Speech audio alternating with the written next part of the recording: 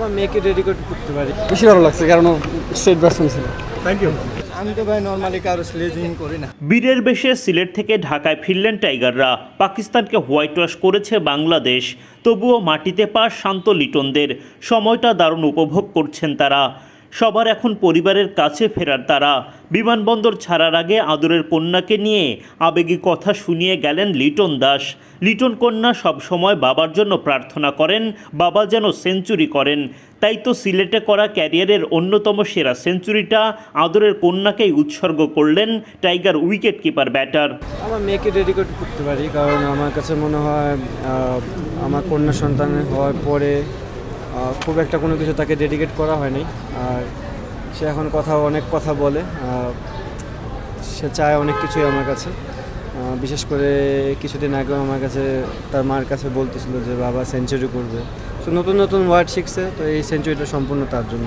এদিকে মেহেদী হাসান মিরাজকে স্বাগত জানাতে বিমানবন্দরে আসেন তার ছেলে। বাবার জন্য সে কি ব্যাকুলতা।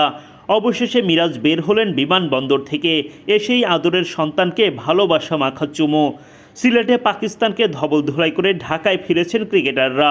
দারুণ জয়ের স্বাদ নিয়ে মিরাজরা ফিরে যাচ্ছেন পরিবারের কাছে। মোহাম্মদ রিজওয়ানকে আউট করে বেশি ভালো লেগেছে শরীফুল ইসলামের। 94 রান করা রিজওয়ান যখন ভয় দেখাচ্ছিলেন বাংলাদেশকে, তখন তাকে ফিরিয়ে জয়ের সুবাস এনে দেন শরীফুল। ঢাকায় ফিরে সেই জয়ের খুশি লুকাতে পারলেন না। বেশি ভালো লাগছে কারণ সেট ব্যাটসম্যান ছিল। Thank you. হাসি মুখে সিলেট থেকে ঢাকায় ফিরলেন তাসকিন আহমেদ। বিমানবন্দর থেকে বের হতেই মেটালেন সেলফি শিকারীর আবদার। পাকিস্তানকে তাদের মাটিতে হারানোর পর এবার বাংলাদেশের মাটিতেও হারালো টাইগাররা। তাই তো বেজায় খুশি তাসকিন। এটা খুবই অসাধারণ আসলে। এরকম ফ্ল্যাট ডেকে এত স্পোর্টিং কন্ডিশন ছিল এবং সব মিলে আমরা ভালো ক্রিকেট খেলে জিতছি ওদের দেশের পরে। এখন এখানে হোমেও জিতলাম, সো খুবই দারুণ একটা ফিলিং। ইনশাল্লাহ সামনে আরো ভালো, সবাই দোয়া করবে। অনেক স্লেজিং হয়েছে, এই টাফ মেন্টালিটি এটা part of game. So Australia আসছে, কিছু বলবেন? অস্ট্রেলিয়া ইনশাল্লাহ ভালো কিছু হবে। ডেফিনেটলি ওরা ওয়ার্ল্ডের one of the best team, ভালো কিছু হবে। সিলেটে দুর্দান্ত এক ক্যাচে শান মাসুদকে ফেরান মাহমুদুল হাসান জয়।